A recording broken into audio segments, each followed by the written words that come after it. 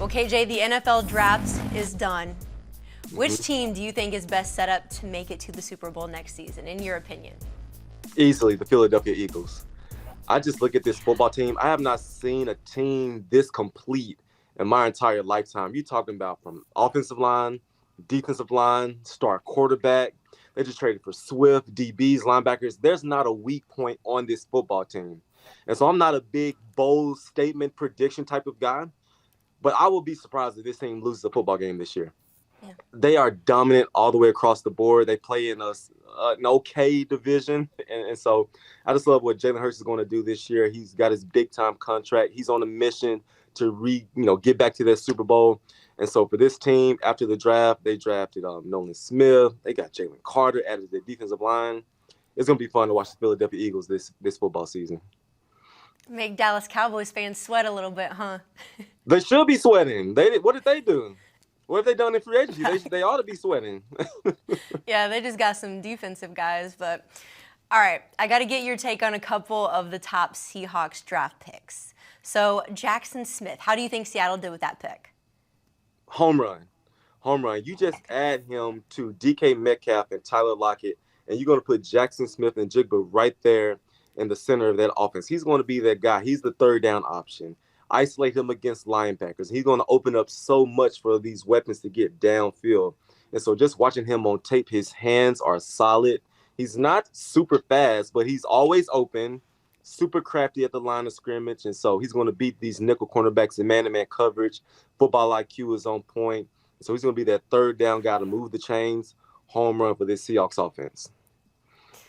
Devin Witherspoon, were you at all surprised he landed with Seattle? It was going to be between Devin Witherspoon and Jalen Carter. Which direction were the Seahawks going to go? That was the biggest question. And so I believe when it came to Witherspoon, he's a guy that they trusted a little bit more than Jalen Carter. He's a guy that he's going to be phenomenal against covering receivers. He's gritty, gets interceptions, pick sixes. He brings that physical demeanor to this secondary. And so a lot of people are saying Legion of Boom 2.0. Not so fast. Pump your brakes. We're not going that far. Richard Sherman, no? Not yet. They're young. And so as they keep developing, keep getting older, Tariq Woolen looks he looks really good. He should have won Rookie of the Year over Sauce Gardner. But Witherspoon, I love the pick. Right there starting in the left corner, another slam dunk by the Seahawks.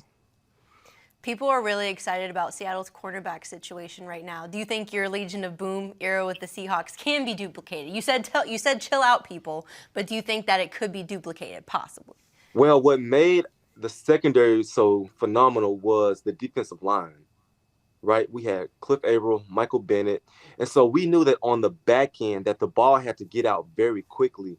And so that's how Cam Chancellor was able to make all those big hits, how the quarterback had to just throw a fade ball and Richard Sherman was able to get those interceptions. If these quarterbacks are back there cooking steaks this season and running the footballs down our throat, this secondary will be non-existent. They'll be making tackles 10 yards to stop the run.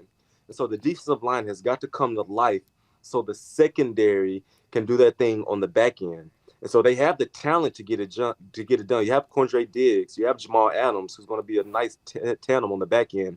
But the defensive linemen are not getting to that quarterback. It's going to be a field day for quarterbacks. So it looks like Seattle officially has a big three with Metcalf, Lockett, and Jackson Smith-Njigba. Is this a quarterback dream for Geno? Absolutely. And I know Geno, his football IQ is one of the best that I've ever seen. He's going to get to the line of scrimmage pre-snap. And it's going to say, okay, this is what we're going to do. They're going to go two high safeties and isolate Njigba against a linebacker. I'm going to have a field day. Or they want to go cover three and leave DK one-on-one with a cornerback down the field, or it's a 40-yard bomb down the football field. And so Geno, he has plenty of weapons. And we can't forget about these tight ends we have as well. And so a 1-2 punch at running back, this offense is going to be very, very fun to watch. And so we're competing to get to where the Niners are to win this division, and we're taking great strides to make that happen. Yeah, and adding two running backs and addressing the inconsistencies coaches talked about from last season on offense. Did you agree with the decision to get the two running backs? It surprised me. I'm not gonna lie, it definitely surprised me. Kenneth Walker coming off a 1,000-yard season. He's going to be the workhorse. You want to give him the ball. And with Kenneth Walker, he's a type of running back where he needs his carries to get going. He needs 15 or 20 carries to say, hey, I really found my groove. I found my flow. I'm going to give you a 100-yard game. So adding Zach Charbonnet to this offense, Kenneth Walker's carries are going to be limited. And so it's going to be a battle to see who's going to be the guy that gets most of the carries. Both these guys are young.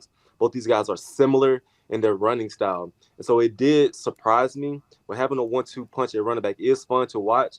But Kenneth Walker, his carries may go down this year. Were you more shocked they didn't prioritize a quarterback early on? I was surprised at that as well. I love Geno Smith. He just got a 3-year contract, but it's really front-loaded, right? Yeah. It's front-loaded. It's really a 1-year deal. And so I was looking for them to take a young guy, maybe in the 2nd round, in the 3rd round, to say, hey, you're going to be our quarterback of the future. But this says a lot that they trust Geno Smith. They have Drew Lock on the roster as well. And so it says a lot about that makeup. And, like, we do have 2 guys that we can trust. Maybe next year's draft, we can really address it in the 1st round if we need to. A lot of early draft grades suggested that the Seahawks should be the best in the NFC West. So would it be a disappointment if they weren't their best in their division this season, you think? The Niners are very good. The 49ers are phenomenal. When you talk about a Legion of Boom type defense, when I watched these guys last year on the 49ers side of the football, these guys play fast, they play physical, they hit you, they get the ball. This defense looks phenomenal. And so then you go on the offensive side of the ball, you have Deebo Samuel, Christian McCaffrey, George Kittle. I personally still have the Niners as the best team right now. I believe the Seahawks are making strides to make it happen. Okay. They're making strides to make it happen, but the 49ers are a complete football team. We'll see what they do at the quarterback spot with Brock Purdy, but for right now, they're still number 1. Pete Carroll, do you think he still has it? Time's ticking, Coach. I say it Coach, like this. Coach, you getting up there. Coach Carroll gets this as long as he wants. This is year, I think, 13, 14 for Coach Carroll. And so obviously his window is closing. And so it has to happen with this era. It has to happen with this core group to make it happen in about 3 years. They gotta get another Lombardi trophy or it won't happen. And so Hopefully. Coach Carroll, he still has it. He still loves it. He's still building something special, but the clock is ticking. All right, I want to switch gears a little bit and talk Raiders with you. Perhaps one of the most exciting pickups in Vegas didn't even involve the draft, but Jimmy G. Do you think Garoppolo has a shot of taking the Raiders far this season? Playing Jimmy G, one thing that I know about him is that he's just simply a winner. When he's on the football field, he's going to find a way. He's been to 2 NFC championships, been to a Super Bowl. Yeah. The guy knows how to win ball games. He's not the most physically gifted quarterback. He's not going to take off running at any point during the game, but he's going to go through his progressions. He has weapons over there. They got a tight end in the 2nd round to replace Darren Waller. You have Josh Jacobs. And so I believe looking at this division is hard. You got the Chiefs, you got the Chargers, you got the Broncos. It's hard. But knowing Jimmy G, he's going to find a way to be in the playoffs and make some noise happen. Consensus is that the Raiders did okay in this year's draft, but what do you think Vegas still needs to address to give them a chance in the AFC West this year? Because you mentioned how stacked they are. Yes, so I believe you got to keep going defense. You got to get people at the linebacker spot. Denzel Perriman left via free agency. You want to get some guys on that back end. And even, I love Max Crosby. I love Chandler Jones. But add another guy. There's still a lot of good free agencies, defensive linemen, free agents out there that can make some noise happen. And so get another vet to get that depth going, to get their rotation going. And I believe that the Raiders need to make that happen if they want to take that next step for their football team.